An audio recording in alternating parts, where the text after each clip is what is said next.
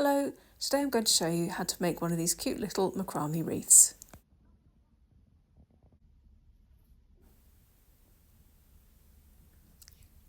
So here's the supplies you're going to need to make this little decoration. You're going to need 2 meters each of 3mm braided macrame cord in colours of your choice. I've chosen red and white here to give it a bit of a festive feel. And I've cut those to length already. You're also going to need a 5.5cm wooden macrame hoop. You can use a curtain ring and a bead to finish it with. So I'm aligning the cord with the red on the left hand side and the white on the right hand side. I'm going to keep it that way throughout, and I'm just going to tie a really basic knot to start with just to secure the cord in place, and I'll undo that at the end. So just tie a really simple knot and leave about 30cm of cord hanging over the end, and that is going to be what forms your hanging loop. So keeping the red cord to the left, stick your index finger out on your left hand, fold the cord over your index finger and feed it through the centre of the loop. Then tuck it back up through the loop that you've just made. And you can see I'm keeping that red cord on the left hand side. Pull all that cord through. It does get easier as the cord gets shorter. And then you want to pull it in really nice and tight and check that your cord has stayed aligned. So check the back as well and make sure that the red and white are where you want them to be. And then it's just a case of repeating that process all the way around. So fold the cord over your index finger, pull it through the hoop, feed it back up through the loop, give it a pull, get all that cord through,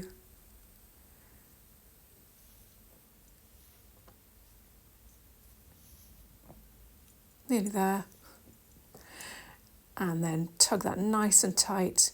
Check that those little ridges of cord are where you want them around the edge there, and that the red and white are aligned properly. And then keep going. Fold, feed it through, back up and through. And notice I'm keeping that red cord always on the left. And it's a good idea to keep checking the back of your loop as well, because sometimes it does get twisted. So that's it, give it a nice tight pull.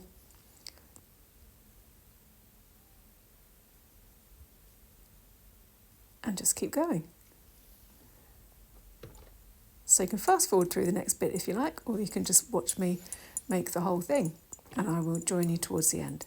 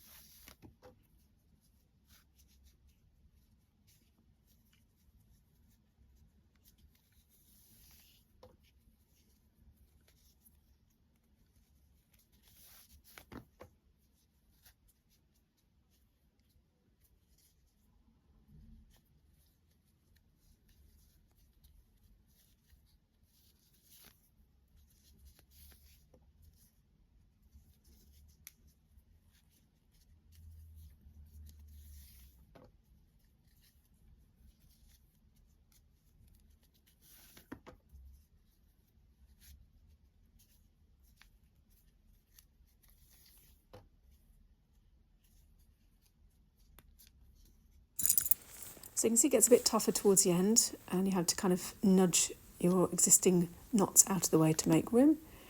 But it's worth putting in as many knots as you can just to make it really nice and densely covered. And I've undone that first original knot just to neaten it up really.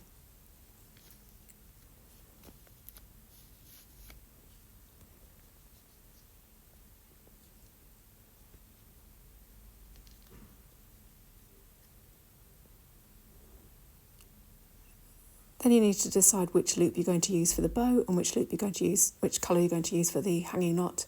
So I've decided to use the white to make the little bow. So all I'm going to do is tie a bow like you would if you were doing shoelaces.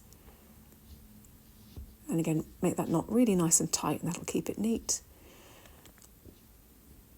And then you just, obviously that's a bit too big, so I'm just going to adjust it, make the loops a little bit smaller, and then I'll trim it at the end.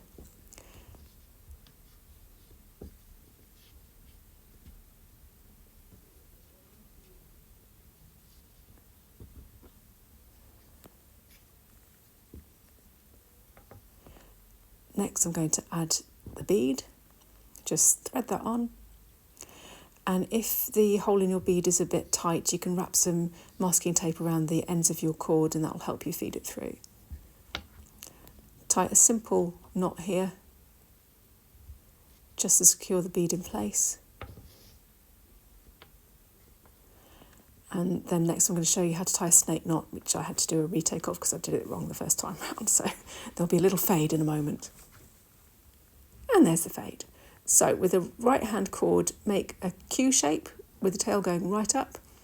Feed the left hand cord through that loop and round the back of your uprighty bit, and then over the top and back through the loop. Tighten that up and that'll make a rather neat little knot. If you can't be bothered to do that, don't worry, just tie a standard knot like you did for securing the bead in place. It's absolutely fine. And then you're just going to trim that. Here's another demo. Little repeat. So through that loop, around the back, over the top and through the loop again, and tighten it.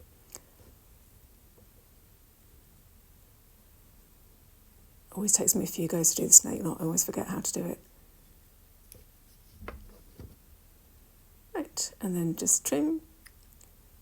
I've chosen some quite rubbish nail scissors to do this, but you can choose some more effective scissors if you wish. So I've got the little bow as I like it. Now I'm just going to trim the top of the hanging cord. There you go, that's it.